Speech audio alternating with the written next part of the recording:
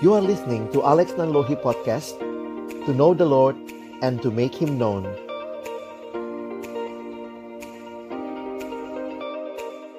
Tunduk kepala, kita berdoa di hadapan Tuhan. Bapa di dalam surga, kami datang dalam ucapan syukur. Terima kasih banyak, karena sungguh Tuhan Engkau baik. Engkau menyatakan kebaikan-Mu di dalam kehidupan kami. Di hari perhentian yang Kau berikan kepada kami bersyukur boleh datang memuji, memuliakan nama-Mu, ya Tuhan. Tiba waktunya bagi kami untuk membuka firman-Mu, ya Tuhan. Kami berdoa, biarlah ketika kami membuka firman-Mu, bukalah juga hati kami. Jadikanlah hati kami seperti tanah yang baik, supaya ketika benih firman-Mu ditaburkan, itu boleh sungguh-sungguh berakar, bertumbuh, dan juga berbuah nyata di dalam kehidupan kami. Berkati baik hamba-Mu yang menyampaikan, semua kami yang mendengar. Tuhan tolonglah, agar kami bukan hanya jadi pendengar firman yang setia, tapi mampukan dengan kuasa, dengan pertolongan dari Roh-Mu yang kudus, kami dimampukan menjadi pelaku-pelaku firman-Mu di dalam kehidupan kami, di dalam keseharian kami. Bersabdalah ya Tuhan, kami umat-Mu sedia mendengarnya. Di dalam satu nama yang kudus dan berkuasa, nama Tuhan kami Yesus Kristus, Sang Firman yang hidup, kami menyerahkan pemberitaan firman-Mu. Amin. Silakan duduk. Shalom. Selamat hari Minggu Bapak Ibu Saudara sekalian. Bersyukur kesempatan ibadah bukan hanya sebuah pengulangan mingguan, tapi kesempatan kita boleh berjumpa dengan Allah secara pribadi. Dan itulah yang kita rindukan. Kita akan melihat satu tema yang menarik sore hari ini. Tema yang menantang kita, karena serem banget judulnya ya. Menjadi musuh Allah. Ini gak ada embel-embel ya, menjadi musuh Allah tanda tanya. Atau memang kita saat ini pulang harus menjadi musuh Allah, begitu ya. Tapi nanti kita belajar sama-sama. Realitanya ini sebuah pesan yang Alkitab sampaikan bagi kita untuk menjadi hal yang kita waspadai. Saya akan mulai dengan sebuah kutipan Bapak Ibu sekalian. Kekristenan bukanlah sekadar agama, tetapi kekristenan adalah relasi dengan Allah melalui Yesus Kristus. Christianity isn't just a religion. It's a relationship with God through Jesus Christ. Apakah kekristenan bukan agama? Ada juga unsur agamanya ya. Ada ritualnya, kita ibadah, ada liturginya, ada ruang ibadahnya. Tetapi lebih daripada sekadar ritualistik. Tetapi ada relasi dengan Allah. Dan itulah yang membedakan kekristenan dengan semua kepercayaan yang lain. Karena itu saudara pastikan, dalam hidup beriman kita bukan hanya rajin ke gereja, ikut ibadah, tapi apakah kita juga benar-benar punya relasi dengan Tuhan. Saya suka bilang gini Bapak Ibu ya, apa kurang rohaninya burung gereja ya? Lahir di gereja, tinggal di gereja, sampai dia punya farm juga burung gereja. Belakangnya marganya, marga Ahado, gereja. Ya. Itu bukan sekadar nama, karena dia melekat dengan gereja. Lahir di gereja, makan di gereja, mungkin juga mandi di gereja. Tapi apakah dia punya relasi dengan sang pemilik gereja? Saudara jangan jadi burung gereja ya. Jadi jemaat yang memiliki relasi dengan Tuhan. Mengapa? Karena hari ini kita akan melihat ini masalah relasi Bapak Ibu ya. Masalah relasi dengan Allah. Bagian firman Tuhan yang akan kita renungkan di dalam Yakobus pasal 4 ayat 1 sampai dengan ayat yang ke-10. Mari Bapak Ibu Saudara kita siapkan kalau ada di HP suci kita gitu ya. Silakan Bapak Ibu bisa lihat, saya juga sudah tuliskan ayatnya. Nah, saya mau ajak kita lihat konteksnya sebentar. Kalau nanti Bapak Ibu baca, ini sudah pasal yang keempat dari 5 pasal kitab Yakobus. Apa yang menarik, secara keseluruhan Yakobus 4 ini adalah bagian dari pesan kitab Yakobus yang terkait tentunya dengan bagian sebelumnya. Yakobus menekankan bahwa iman harus diwujud nyatakan dalam tindakan. Makanya kita mungkin ingat ayat terkenal ya, iman tanpa perbuatan adalah mati. Termasuk cara seseorang berinteraksi dengan orang lain, bagaimana mereka menangani konflik dan hawa nafsu mereka. Nah, nanti kita akan lihat sama-sama bagaimana bagian ini menjelaskan tentang hal itu. Mari kita baca bergantian. Saya akan mulai baca ayat 1. Bapak Ibu sekalian membaca ayat yang kedua. Kita bergantian sampai dengan ayatnya yang ke-10. Dari manakah datangnya sengketa dan pertengkaran di antara kamu? Bukankah datangnya dari hawa nafsumu yang saling berjuang di dalam tubuhmu?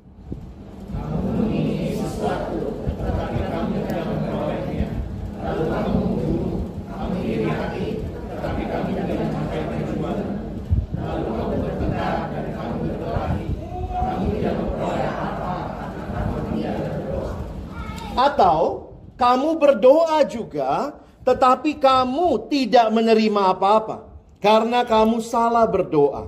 Sebab yang kamu minta itu hendak kamu habiskan untuk memuaskan hawa nafsumu.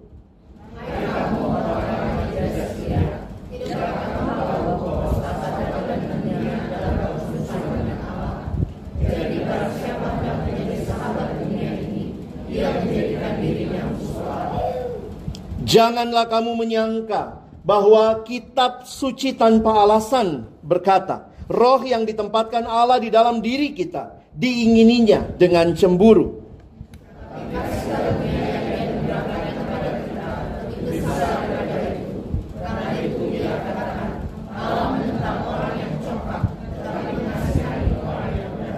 Karena itu, tunduklah kepada Allah dan lawanlah iblis, maka ia akan lari daripadamu. Mendekatlah kepada Allah dan ia akan mendekat kepadamu. Bangkitlah tanganmu, hai kamu orang-orang berdosa, dan bersihkanlah hatimu, hai kamu yang berdoa.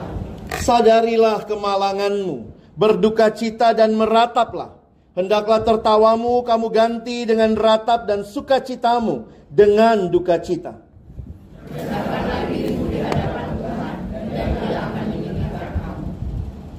Sejauh ini pembacaan firman Tuhan, berbahagialah kita yang bukan hanya membacanya, tapi merenungkannya, melakukan dalam hidup kita, dan bahkan membagikannya. Bapak Ibu yang dikasihi Tuhan, berapa banyak teman yang Bapak Ibu miliki? Ini rata-rata kayaknya punya Facebook nih. Ada yang punya Instagram gitu ya. Ini memang unik juga saudara ya. Katanya ini generasi yang temannya banyak secara virtual. Teman ya, saya layanin remaja, teman bisa 2.000, 3.000 tapi kesepian saudara ya. Ini memang sahabat sejati itu tidak mudah didapatkan. Berapa banyak sahabat yang saudara miliki? Tetapi pertanyaan yang menarik, apakah persahabatan membawa pengaruh dalam hidup kita? Nah, hari ini kita akan melihat bagaimana di dalam nasihat yang disampaikan Yakobus ini ya kepada jemaat. Dia mengingatkan mereka tentang dua macam persahabatan. Dan ini bukan persahabatan biasa Bapak Ibu. Karena ini persahabatan yang akan membawa dampak dalam kehidupan. Nah, ini kita harus perhatikan ya. Ada dua persahabatan. Dua gambaran persahabatan. Bapak Ibu nanti bisa lihat. Yang ayat 1 sampai 5 itu persahabatan dengan dunia. Lalu ayat 6 sampai 10, ini saya bagi sederhana saja. Saudara bisa lihat itu persahabatan dengan Allah. Nah, apa yang menarik? Ternyata yang namanya persahabatan dengan dunia di ayat 4 tadi berkata, kalau saudara bersahabat dengan dunia, saudara menjadikan dirimu musuh Allah. Nah, itu makna tema kita. Ya, bukan mendorong saudara untuk menjadi musuh Allah. Mungkin harus ditambah kata di depannya, jangan menjadi musuh Allah ya. Supaya saudara ingat bahwa persahabatan dengan dunia itu menjadikan kita sebagai musuh Allah. Di dalam Alkitab kita diingatkan, ada ayat yang berkata pergaulan yang buruk merusakkan kebiasaan yang baik. Tetapi kalau kita perhatikan, berarti sebaliknya, pergaulan yang baik akan membawa juga kehidupan yang baik. Nah, disinilah saya mengajak kita melihat sebagai orang percaya, bagaimana persahabatan kita dengan Allah. Dan jangan-jangan kita sedang sibuk bersahabat dengan dunia. Mungkin kita kaget, loh Pak Pendeta, bukankah Tuhan Yesus mengatakan kamu garam dunia? Kamu terang dunia, betul ya? Lalu di sini bilang, jangan bersahabat dengan dunia. Bagaimana itu? Tentu kita harus memahami konteksnya. Dunia yang dimaksud di sini adalah segala bentuk pemikiran, kehidupan yang tidak selaras dengan apa yang Tuhan kehendaki. Yang tidak sesuai dengan apa yang Tuhan inginkan. Tidak sesuai dengan nilai-nilai kerajaan surga. Maka hati-hati. Saudara dan saya ada di dalam dunia, tapi kita bukan bagian dari dunia. Berarti ketika saudara dan saya tinggal di dalam dunia ini, tugas kita menjadi garam, menjadi terang bagi dunia ini. Menarik ya, Tuhan Yesus gak ngomong cuman, kamu adalah garam. Tidak. Tuhan gak cuma bilang, kamu adalah terang. Tidak. Tuhan jelas, kamu adalah garamnya dunia. Berarti kita ada di dalam dunia. Tetapi jangan bersahabat dengan pemikiran, jangan bersahabat dengan perilaku duniawi. Itu jelas. Ya, kita harus hadir sebagai orang percaya di dalam dunia ini. Kita bukan orang yang lari dan menarik diri. Ya, garam harus hadir dalam dunia karena tugasnya di sana, ya. Jangan garam cuma kumpul sama garam, ya. Jadi gudang garam, saudara. Harus bisa jadi berkat. Nah, kalau begitu, bagaimana persahabatan dengan dunia ini? Ketika orang itu mengikuti pola pikir dunia, mengikuti pola hidup dunia, dan itulah yang sebenarnya Yakobus katakan, jangan. Karena begitu kita bersahabat dengan dunia, kita telah menjadikan diri kita musuhnya Allah. Saudara perhatikan ada 3 hal yang saya mau angkat hari ini ya. Waktu kita bicara persahabatan dengan dunia, kita akan melihat yang pertama nanti tentang sumber. Ya, yang kedua kita lihat motivasi, dan yang ketiga nanti kita akan melihat hasilnya. Kalau bersahabat dengan dunia seperti apa? Bersahabat dengan Allah seperti apa? Kita lihat yang pertama dulu Bapak Ibu sekalian ya. Kita lihat sumbernya dulu.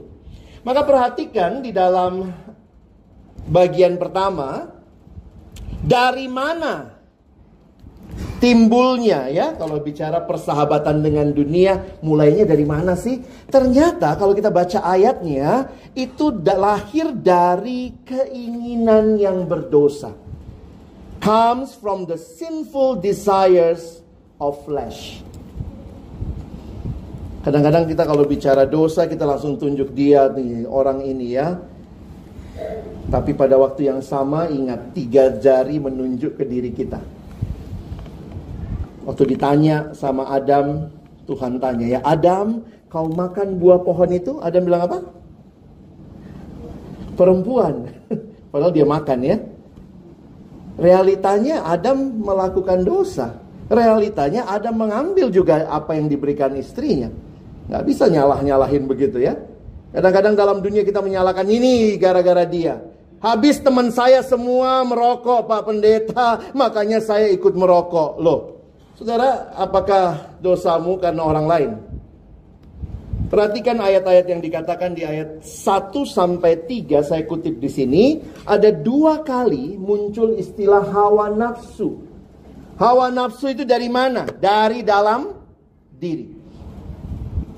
Ketika kita sudah jatuh dalam dosa, maka seluruh keberadaan kita, pikiran, perasaan, perkataan, perbuatan kita, telah jatuh dalam dosa. Setelah dikuduskan, tentu ada pembaharuan oleh Roh Kudus. Tapi waktu kita nggak dengar-dengaran sama Roh Kudus, maka ingat, kita sudah punya kecenderungan berdosa yang terus akan menarik kita. Itu yang Paulus katakan, ini perjuangan tiada akhir.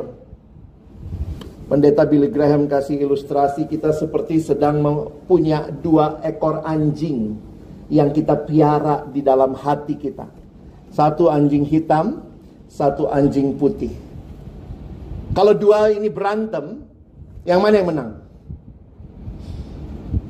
Pendeta Billy Graham bilang, kalau kau rajin kasih makan yang putih, waktu berantem, dia menang lawan yang hitam. Tapi kalau kau rajin kasih makan yang hitam, maka waktu dia berantem, maka yang hitam yang akan kalahkan yang putih. Ini perjuangan dengan dosa yang di dalam Kristus kita sudah dikasih kekuatan. Tapi itulah realitanya ya. Paulus sampai bilang, hendaklah kamu terus memberi diri dipimpin oleh Roh. Makanya Yakobus mengingatkan bahwa persahabatan dengan dunia itu lahir dari apa yang sebenarnya kita inginkan. Hawa nafsu dan yang ada di dalam diri kita. Kalau saudara perhatikan, istilah hawa nafsu ini adalah istilah pleasures. Dalam bahasa aslinya, bahasa Yunani adalah hedon. Ya, kalau kita suka dengar orang bilang, wah hedon kamu ya. Dari akar kata itu jadi hedonisme. Saudara, mengikuti keinginan diri. Apa yang saya mau, yang saya suka. Sehingga banyak orang berkata, saya tidak peduli apa yang Tuhan mau. Yang penting saya mau. Yang penting saya suka. Sumbernya dari dalam diri kita yang sudah tercemar oleh dosa. Sementara persahabatan dengan Allah boleh dikatakan sebagai apa? Ini sebagai anugerah Bapak Ibu sekalian ya. Sebenarnya siapa sih kita ini? Kita ini semuanya musuh-musuh Allah. Tetapi Allah berkenan memberikan anugerahnya. Dan bahkan memberikan dirinya bagi kita di dalam karya putranya Yesus Kristus. Dan inilah yang menjadikan kita sebagai sahabat Allah. Sehingga sumbernya dari mana? Kalau tadi dosa itu dari dalam diri, yang ini adalah dari kemurahan Allah yang memberikan kita hati yang baru. Saya baru khotbah Pentakosta ya, dan waktu itu dikatakan, aku akan memberikan kepadamu hati yang baru. Yehezkiel 36. Rohku akan kuberikan diam di dalam hatimu. Sehingga itu janji Tuhan. Bersahabat dengan Allah adalah kehendak Allah, karunia Allah yang diberikan kepada kita. Sumbernya bukan kita, tapi Allah. Perhatikan ayat yang saya tulis, mendekatlah, yang saya garis bawah ya. Mendekatlah kepada Allah dan Ia akan mendekat kepadamu. Saudara yang dikasihi Tuhan, sadar betul ya, kalau kita bisa berubah, kalau kita bisa jadi orang yang mengalami kasih karunia, saya yakin itu semua adalah dari Tuhan. Kita ini orangnya dasarnya pemarah, pendendam. Tapi begitu kita kenal Yesus, kita terima Dia dalam hati kita, Roh Kudus diam di hati kita, maka mulai ada perubahan. Mulai bisa mengasihi, mulai bisa lebih sabar. Nah itu dari mana saudara? Makanya Paulus sampai katakan itu hanyalah buah dari Roh Kudus. Itu bukan buah kita. Itu buah kehadiran Roh Kudus di dalam hidup kita. Memimpin kita makin mengasihi, makin sabar. Kalau tidak, kita ini boro-boro mau sabar ya. Realitanya di dalam dosa, kita orang yang ingin balas dendam. Saya ketemu seorang ibu dalam retret. Tante ini penampilannya Kristen banget ya. Pakai salib kecil gitu ya. Lalu kemudian setelah retret sesi, dia datang sama saya, Pak Pendeta boleh, saya belum pendeta waktu itu ya, Pak Alex boleh kita ngobrol, saya ingin curhat, cerita. Oh iya Bu, silakan. Lalu kemudian dia mulai cerita ya. Saya pikir tante ini Kristen banget nih penampilannya. Terus dia mulai sharingnya begini, Pak saya ini orang baik Pak. Dalam hati saya bilang, puji Tuhan, kita doa tutup ya, nggak usah sharing kan orang baik ya. Dia bilang, saya ini orang baik Pak. Tapi begitulah Pak ya, saya itu orangnya percayaan banget sama orang. Tapi sekali saya dikecewakan, Pak, nggak bisa saya, Pak. Jadi ceritanya ternyata dia ditipu sama kongsi dagangnya. Dia dagang, lalu kemudian yang satu ini nipu dia. Dan karena dia ditipu, dia rasa, wah dia mesti balas. Jadi dia rasa, wah saya mesti balas. Jadi dia bilang sama saya itu orangnya susah, Pak. Saya orangnya sangat percayaan sama orang, Pak. Tapi orang kalau baik sama saya, Pak, saya bisa lebih baik sama dia. Tapi kalau orang jahat sama saya, Pak, saya bisa lebih jahat sama dia. Saya pikir tante pakai salib, tapi pakai tanduk juga. Di situ saya sadar, kalau kita bisa mengasihi, jangan pikir itu usaha kita, Bapak Ibu ya. Itu karunia Allah. Kita dasarnya bukan orang yang mengasihi. Maka kalau kita bersahabat dengan dunia, terus akan muncul hal-hal duniawi. Apa yang kita baca, apa yang kita dengar, apa yang kita tonton, itu semua mempengaruhi kita. Nilai-nilai dunia masuk ke dalam hidup kita. Hati-hati. Bukannya nggak boleh. Nonton silahkan, tapi bisa membedakan ini tontonan, bukan sesuatu untuk ditiru. Sekarang kalau lihat sinetron itu, kadang bingung gitu. Waduh, isinya selingkuh lah, cerai lah. Belum lagi yang ada sinetron yang lama tuh ya, Ikatan Love ya. Andin udah mati aja masih lanjut dia. Bingung kita ya. Terus gitu. Lalu kemudian satulah masuk rumah sakit. Banyak banget masuk rumah sakitnya saya lihat ya. Kayak rajin itu masuk rumah sakit. Pasti sponsornya rumah sakit kali. Jadi hati-hati. Bersahabat dengan dunia menjadikan kita melakukan hal-hal yang dunia lakukan. Tapi kalau kita bersahabat dengan Allah, sumber itu membawa pembaharuan bagi hidup kita. Nah, ini juga masalah motivasi Bapak Ibu. Perhatikan sebentar. Kalau persahabatan dengan dunia, maka dia dimotivasi atau didorong oleh keinginan-keinginan dunia. Dan perhatikan bagaimana Yakobus memberikan gambaran. Ini gambarannya, keinginan dunia. Jadi kalau sahabatnya sama dunia, keinginannya keinginan dunia, dimotivasi oleh keinginan dunia, ada sengketa, ada pertengkaran. Lalu kalau lihat urutannya, habis pertengkaran, akhirnya membunuh. Iri hati, bertengkar, berkelahi. Bahkan doa pun diberikan satu keterangan oleh Yakobus. Hati-hati, doa pun dipakai untuk kepentingan diri. Coba kita evaluasi doa-doa kita. Banyak untuk kepentingan kerajaan Allah atau untuk diri kita? Saya tadi kasih contoh ya, saya banyak layani anak remaja. Itu anak remaja, anak sekolah kadang-kadang aneh-aneh doanya ya. Tuhan semoga gurunya sakit. Tuhan semoga dia nggak datang. Tapi jangan-jangan kita juga gitu. Tuhan semoga lawan saingan dagang saya rugi bangkrut, mampus dia. Wah, doa pun kita pakai untuk kepentingan diri kita. Tapi kalau dengan persahabatan dengan Allah, maka harusnya untuk kerajaan Allah, untuk kemuliaan Allah, untuk sesuatu yang nilainya kekal. Jadi beda antara motivasi yang salah dan motivasi yang benar. Coba Bapak Ibu lihat ya. Ini ayat 6-10. Kasih karunia yang dianugerahkannya pada kita. Jadi itu bukan kita yang mulai, Tuhan yang memulai kasih karunia-Nya. Lalu kelihatan tuh, rendah hati, tunduk kepada Allah, melawan iblis, mendekat kepada Allah, mentahirkan tangan, menyucikan hati. Ini semua yang harusnya jadi sebuah kehidupan dari orang yang bersahabat dengan Allah. Hasilnya apa akhirnya? Ya, kita bisa menebak ya. Yang pertama, kalau persahabatan dengan dunia, ternyata Alkitab katakan itu adalah persinahan rohani. Dari mana itu Pak Pendeta? Kata yang dipakai Bapak Ibu ya. Di dalam aslinya bahasa Yunani dipakai istilah moichalides ini, orang-orang yang tidak setia. Ada banyak kemungkinan tafsiran, tapi salah satunya adalah yang banyak diterima. Ini menunjukkan pelacur, orang yang tidak setia. Jadi kalau kita bersahabat dengan dunia, hasilnya kita yang adalah milik Allah selingkuh rohani. Kadang-kadang memang gimana ya, selingkuh itu kesannya positif ya. Ada yang pernah bilang sama saya, iya Pak, selingkuh itu selingan indah keluarga utuh. Suka-suka lu dah.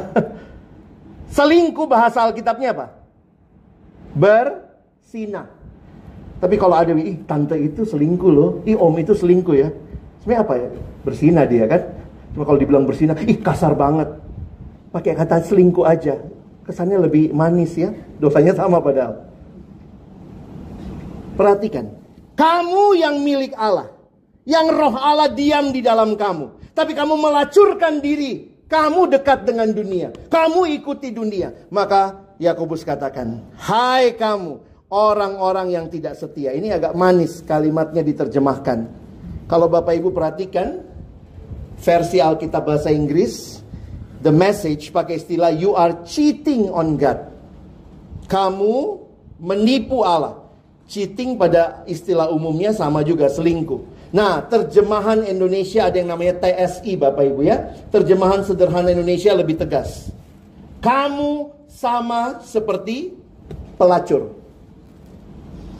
Pelacur itu apa? Sebenarnya gambarannya banyak yang merefer kepada Israel di perjanjian lama. Karena ini bentuk aslinya, bahasa Yunaninya feminin. Israel digambarkan sebagai mempelai perempuannya Tuhan. Tetapi dalam menunggu Tuhan, dia main gila sama bangsa-bangsa lain. Kenapa? Dia ikut nasihat bangsa-bangsa lain. Sehingga Tuhan murka kepada Israel. Masih ingat kitab Hosea? Digambarkan seperti istrinya Hosea. Kamu melacurkan dirimu ke tengah bangsa-bangsa. Kalau kita bersahabat dengan dunia, Tuhan lihat kita seperti apa? Pelacur kamu. Ngeri ya? Jadi hari ini kita bawa pulang banyak term agak negatif ya. Menjadi musuh Allah sama dengan menjadi pelacur. Selingkuh rohani. Kenapa? Karena Bapak Ibu lihat ayat 5. Janganlah kamu menyangka bahwa kitab suci tanpa alasan berkata roh yang ditempatkan Allah di dalam kita diingininya dengan cemburu. Perhatikan, kalau roh Allah ada di dalam kita, itu berarti apa? Kita milik Allah. Dan roh itu ada di dalam kita, kita milik Allah, tapi kita main-main sama dunia. Ini yang Yakobus ingatkan. Waktu kamu lakukan itu, kamu sedang menjadi musuhnya Allah. Bedanya apa? Kalau bersahabat dengan dunia jadinya melacurkan diri. Tapi kalau bersahabat dengan Allah, hasilnya kita akan tunduk taat sama Tuhan. Meskipun susah ya Tuhan, tapi saya tahu ini yang benar. Makanya ada lagu itu ya. Saya mau ikut Yesus. Saya mau ikut Yesus sampai selama-lamanya. Gampang gak Bapak Ibu ya? Susah ya? Sulit. Bukan cuma sulit, bahasa Inggrisnya sulit. Nyanyi lagi. Meskipun saya susah, jangan sampai susah. Menderita dalam dunia, saya gak mau menderita. Saya mau ikut Yesus sampai selama-lamanya. Orang yang bersahabat dengan Allah akan belajar tunduk dan taat sama Allah meskipun sulit. Tuhan tidak mudah. Pinginnya sih maki, pinginnya sih balas, pinginnya sih, tapi saya tahu itu yang dunia lakukan. Saya bukan sahabatan sama dunia. Saya bersahabat dengan Allah. Roh Allah tinggal dalam diri saya, mengubahkan saya. Saya belajar tunduk sama Tuhan meskipun sulit. Dan harusnya ini yang menjadi hasil dari saudara dan saya yang bersahabat dengan Allah. Kita akan terus belajar ikut Tuhan. Tidak mudah, tapi bukan tidak mungkin. Ya, bedakan ya. Tidak mudah, yes, tidak mudah. Tapi mungkin karena Tuhan berikan Roh Kudus diam di hati kita. Maka hari ini Bapak Ibu sekalian, kita bawa pulang pesan ini ya. Jangan menjadi musuh Allah. Sebagai aplikasi, ingat ayat ini tadi ya. Ayat 4. Bersahabat dengan dunia, musuhnya Allah. Maka kiranya kita bukan jadi pendengar-pendengar firman yang hanya mau menikmati dunia ini. Kita harus belajar berkata, Tuhan, tolong saya. Karena itu kita butuh persekutuan umat Tuhan. Kita butuh gereja. Kita butuh firman yang terus menguduskan kita. Karena apa? Bapak, Ibu, Saudara, dan saya, kita ada di dalam dunia. Dan itu banyak sekali nilai dunia yang masuk ke dalam hidup kita. Saya kasih beberapa contoh saja ya hari ini ya. Kalau kita bicara bersahabat dengan dunia, jangan-jangan kita ke gereja, kita Kristen, tetapi ternyata cuma hari Minggu. Hari Minggu Kristen banget ya, sampai kalau perlu pakai buletan di atas kepala kayak santo-santo ya. Oh, nggak injek tanah. Kalau hari Minggu tuh ngomongnya kudus banget gitu. Kepentok haleluya. Kejedot oh Maranatha. Tapi hari lain ternyata ya itu nyet, jing, pret. Saya ketemu anak sekolah dekat rumah saya. Satu sekolah yang baik sebenarnya. Mereka naik angkot. Saya juga pas lagi naik angkot sama istri saya.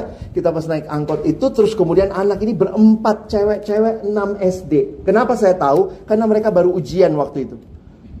Terus tiba-tiba dia ngomong gini. Gile guru itu. Anjing banget sih. Saya bilang ini sekolah di kebun binatang ya. Gurunya anjing. Dan ternyata itu ya mulutnya ampun anjing banget itu. Itu anak sekarang tuh gitu ya. Asal 2-3 kata anjing, 2-3 kata anjing. Saya sampai pikir, bagaimana ya hidup Kristen? Hari Minggu kudus, hari lain kudus. Jangan-jangan roh Tuhan pada diri kita, tapi hari lain kalau demikian bukan berarti hidup yang benar.